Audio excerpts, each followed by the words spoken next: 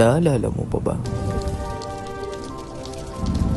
Ang pagdurusa, sakit, hapdi, at pait.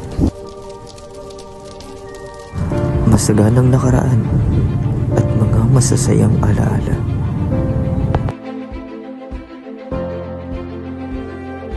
Ang pagiging sakin, mapanakit at mapang-abuso.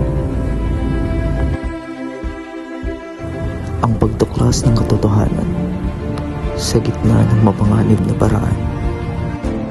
Ulitin ko, naalala mo ba?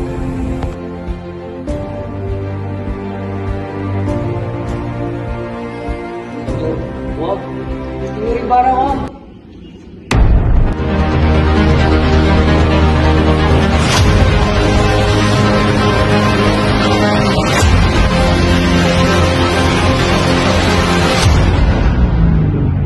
Anong masasabi ninyo sa pagpapatayo ng akademikong to? Isa itong malaking kalokohan. Isa yung matahimik na pag-aalsa.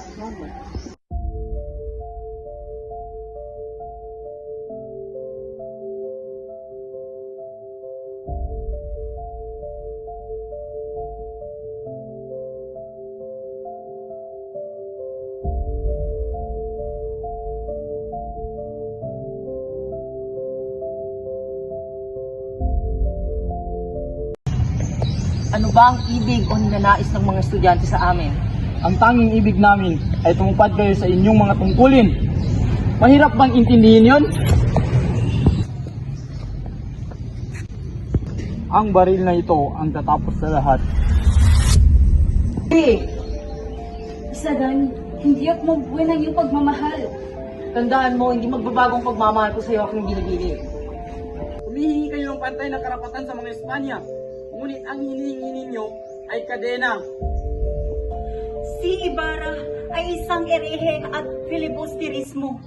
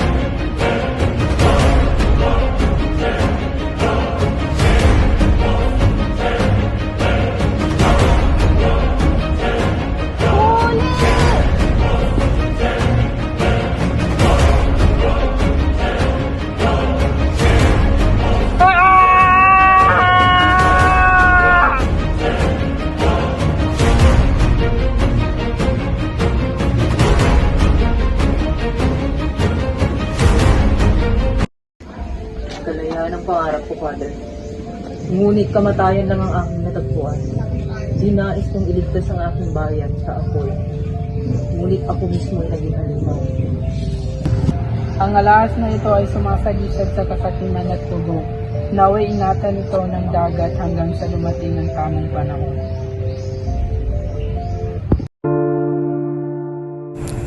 Ito ang nobelang sinulat ni Dr. Jose Rizal.